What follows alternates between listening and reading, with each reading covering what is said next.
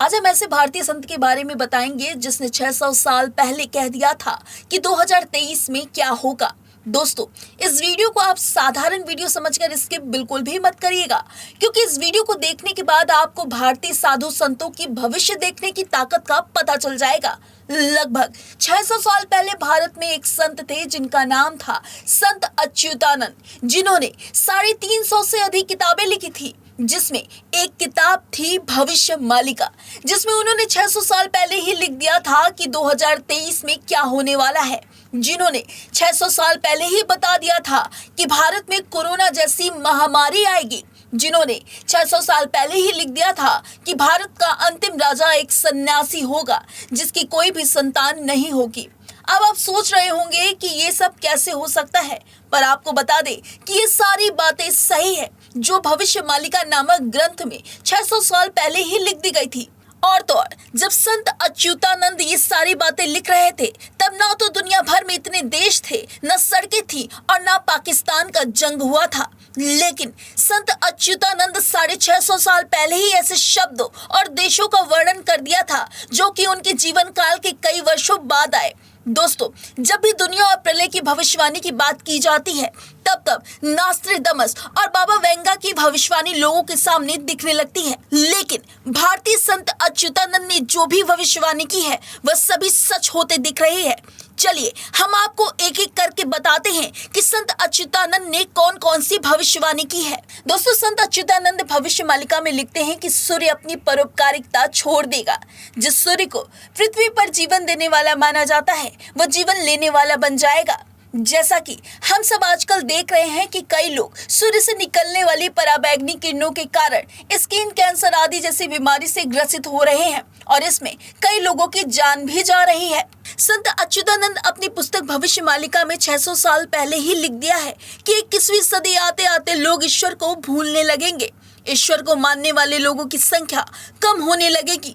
भगवान के भक्तों और धर्म का कुछ लोग मजाक बनाना शुरू कर देंगे और भगवान के भक्तों को कुछ लोग परेशान भी करना शुरू कर देंगे तथा धीरे धीरे ईश्वर के भक्तों और ईश्वर को मानने वालों की संख्या बहुत ही कम हो जाएगी। लोगों में संस्कार पूरी तरह खत्म हो जाएगा। साथ ही बड़ों और शिक्षकों का कोई भी आदर नहीं करेगा। ढोंगी, पाखंडी और जादूगर लोग संत का चोला पहन लेंगे और ये लोग मनुष्य को ईश्वर के प्रति बरगलाने का काम करेंगे। देखा जाए तो 21वीं सदी की शुरुआत से ही इस किताब की भविष्यवाणी पूरी होते दिख रही है। वर्तमान समय में इन्हीं कारणों की वजह से कई साधु संत जेल भी जा चुके हैं। ये लोग संत बनकर धर्म और आस्था के नाम पर लोगों को छला करते थे और लोगों को अपनी झूठी बातों में फंसाते थे। महिला और पुरुष बिना किसी शर्म के अश्लीलता में लिप्त हो जाएंगे।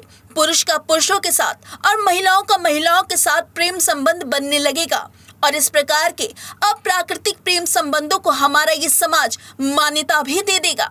और सोचने वाली बात यह है कि जिस समय ये भविष्यवाणी की गई थी, उस समय भारत में भक्ति काल का दौर चल रहा था और कोई भी इस तरीके की बातें सोच भी नहीं सकता था। मगर आज के दौर में ये सारी बातें सच होते दिख रही है। बहुत कम उम्र में बच्चे अश्लीलता में उतर आएंगे और बिना शादी के बच्चे भी पैदा होने लगेंगे, जिसे आज के टाइम में हम लोग लिविंग रिलेशनशिप के रूप में जान रहे हैं, जो कि इस भविष्यवाणी के अनुसार सच होते दिख रही है। उन्होंने आगे लिखा कि हवाएं लोगों को ज्यादा परेशान करने लगेंगी। शायद वह आंधी तूफान की बातें कर रहे थे। आप देखते होंगे कि आज के समय में अगर थोड़ी सी भी बिजली कड़कती है तो लोग सहम जाते हैं, लोग डर जाते हैं। विचित्र विचित्र प्रकार की बीमारियां जन्म लेने लगेंगी। महामारी जैसी बीमारी लोगों को होंगी जिस पर न दवा काम करेगी न लोगों की दुआ। और तो इस बीमारी की चपेट में लाखों करोड़ों लोग आएंगे, जिस कारण करोड़ों लोग काल की चपेट में आ जाएंगे। लाशों को दफनाने और जलाने के लिए जमीन नहीं मिलेगी। देखा जाए तो कोरोना महामारी तो बस ट्रेलर था, पिक्चर तो अभी पूरी बाकी है। भविष्य मालिका के मुताबिक महंगाई और उचित मूल्य न मिलने पर किसान खेती का काम करने में रुचि लेना बंद कर देंगे और किसान खेती करना छोड़ देंगे। जंगल कटने से जंगली जानवर गांव और शहरों में प्रवेश करने लगेंगे। जानवर और इंसानों में हमेशा भिड़ंत होती रहेगी। जानवर सड़कों पर भोजन की तलाश में आने लगेंगे और लोगों पर हमला करने लगेंगे। देखा जाए तो संत अच्युतानंद की ये भविष्यवाणी पूरी होती दिख रही है। क्योंकि आए दिन जंगली जानवरों के शहरों में देखने की वीडियो और खबरें आती ही रहती है, जो कि आपने सोशल मीडिया पर देखी भी होगी। इस किताब के अनुसार जगन्नाथपुरी मंदिर का पत्थर ऊपर से नीचे की ओर गिरने लगेगा। मंदिर में जो त्रिदेव स्थापित है, अर्थात जहां मंदिर में 3 देवता स्थापित हैं, उनके ऊपर जो वस्त्र लगा है उसमें अचानक आग लग जाएगी। मंदिर के प्रशासन में कई कमियां सामने आएंगी और इस प्रकार की घटना कई बार जगन्नाथपुरी में घट भी चुकी है। पत्थर तो नहीं गिरा, लेकिन ध्वज के कई बार गिरने की खबर सामने आ चुकी है और कई कमियां भी दिख चुकी हैं। संत अच्युतानंद अपने ग्रंथ में लिखते हैं कि जब प्रलय आएगा तब समुद्र का जलस्तर अपने आप बढ़ जाएगा। इससे एक बड़ी सुनामी आएगी और सुनामी में ओडिशा के 6 जिले जलमग्न हो जाएंगे, जिसमें जगन्नाथ मंदिर की 22वीं सीढ़ी तक पानी आ जाएगा। तब जगन्नाथ भगवान के भक्त उन्हें दूसरे स्थान यानी छतिया बटा ले जाएंगे। भविष्यवाणी के मुताबिक कलयुग के अंत के पहले महंगाई अपनी चरम पर होगी। खाने पीने की वस्तुएं दुर्लभ हो जाएगी, महंगाई और भुखमरी बढ़ेगी। खाने पीने के लिए लोग सड़कों पर उतर जाएंगे, लोग सड़कों पर दंगा करेंगे, नई नई बीमारियां सामने आएंगी। सरकार जनता पर नए प्रकार का टैक्स लगाएगी, जिस कारण जनता में आक्रोश पनपेगा, अफरा तफरी मचेगी और लूटपाट होगा। संत अच्युतानंद ने कल के अवतार के बारे में भी बहुत स्पष्ट शब्दों में लिखा है कि कल के अवतार कहाँ पैदा होंगे, उनका नाम क्या होगा और किस तरीके से एक बड़ा युद्ध होगा। संत अच्युतानंद ने अपने ग्रंथ में आगे लिखा है कि साल 2024 में जब शनि कुंभ राशि में प्रवेश करेगा तब तीसरे युद्ध की नींव डल जाएगी। उन्होंने अपनी इस किताब में लिखा है कि साल 2024 से 29 के बीच में चीन और पाकिस्तान समेत 13 इस्लामिक देश मिलकर भारत पर आक्रमण करेंगे।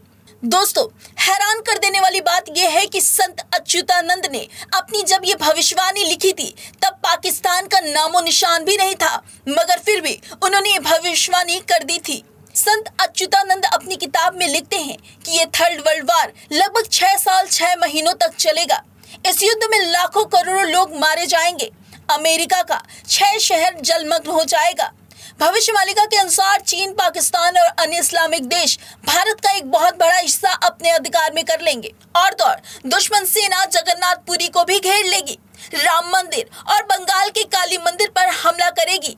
इस हमले में राम मंदिर को काफी नुकसान भी होगा। लोग भगवान से इस हमले से बचने की गुहार लगाएंगे और तब एक नया मोड़ आएगा। भविष्यवाणी के अनुसार भगवान विष्णु के 10वें अवतार भगवान कल्कि का जन्म संबलपुर गांव में होगा, जो कि मध्य प्रदेश में भी है और उत्तर प्रदेश में भी है।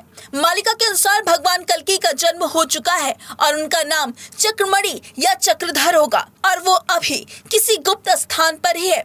भविष्यवाणी के अनुसार पहले कलयुग का अंत होगा, फिर महाविनाश होगा, उसके बाद नए युग का निर्माण होगा और वो युग सतयुग होगा।